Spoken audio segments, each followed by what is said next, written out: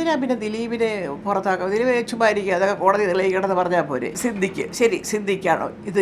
Case പോയിട്ടുണ്ട്, police case പോയിട്ടുണ്ട്, വരട്ടെ. തെറ്റുണ്ടെങ്കിൽ ശരി, മാറിക്കോ, മാറണമല്ലോ. തെറ്റ് ചെയ്തവർ മാറണം. ഒരാൾ വിചാരിച്ചാൽ നന്നാക്കാവുന്ന ഒരു സംഘടന അല്ല അമ്മ, അല്ലെ രണ്ടുപേര് വിചാരിച്ചാലും പറ്റില്ല. ഇത് കറക്റ്റ് അഭിപ്രായം നന്നായിട്ട് മാധ്യമങ്ങളുടെ മുമ്പിലും അംഗങ്ങളോടും വിശ്വസനീയമായ രീതിയിൽ അവതരിപ്പിക്കാൻ കഴിയുന്നവരുടെ ഒരു എക്സിക്യൂട്ടീവ് കമ്മിറ്റി വരണം.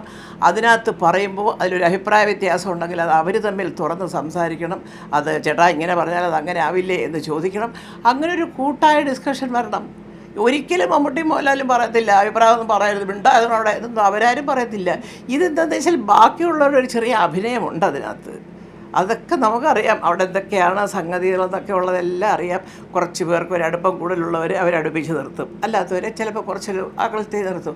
അപ്പോൾ ഈ അകന്ന് നിൽക്കുന്നവർക്ക് തോന്നും ഇതെന്താ നമ്മളാരും അറിഞ്ഞില്ലല്ലോ എന്നുള്ള ഒരു അകൽച്ച കൊണ്ട് തോന്നുന്ന സംശയങ്ങളാണ് ഇതെല്ലാം. അനൂപിൻ്റെ ആദ്യത്തെ ഒരെണ്ണം കണ്ടു, ആരോപണ വിധേയരായവർ മത്സരിക്കുന്നത്, അവർ സ്വയം മാറണം എന്ന് പറഞ്ഞൊരു സംഗതി ഒരു ലിങ്ക് അയച്ച് ഞാൻ കണ്ടാൽ ആ അഭിപ്രായത്തോടെ ഞാൻ യോജിക്കുന്നത്. കാരണം വേറൊന്നും കൊണ്ടല്ല. അപ്പോൾ എന്തിനാ പിന്നെ ദിലീപിനെ പുറത്താക്കുക? ദിലീപ് ചുമ്മായിരിക്കുക, അതൊക്കെ കോടതി തെളിയിക്കണമെന്ന് പറഞ്ഞാൽ പോരെ. ഇത് ചീത്തപ്പേര് വരെ മുഴുവൻ വരുന്നതൊക്കെ ഞങ്ങൾക്കൊക്കെയാണ്. ഞങ്ങളാരും ഇത് അറിഞ്ഞിട്ടുമില്ല, കേട്ടിട്ടുമില്ല, കണ്ടിട്ടുമില്ല.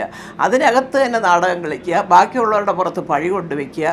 പിന്നെ സിദ്ദിഖാണോ ഇത്? കേസ് പോയിട്ടുണ്ട്, പോലീസ് കേസ് പോയിട്ടുണ്ട്, വരട്ടെ. തെറ്റുണ്ടെങ്കിൽ ശരി, മാറിക്കോ, മാറണമല്ലോ. തെറ്റ് ചെയ്തവർ മാറണം. പക്ഷെ അങ്ങനൊരു നിയമം ശക്തമായിട്ട് കൊണ്ടുവന്നപ്പോൾ തന്നെ അമ്മയുടെ ലക്ഷ്യം എന്താ? ഈ ധാർമ്മികമായ ഉത്തരവാദിത്വം ഏറ്റെടുത്ത് അമ്മ ഒരു മാതൃകാ സംഘടനയായിട്ട് നിൽക്കണം.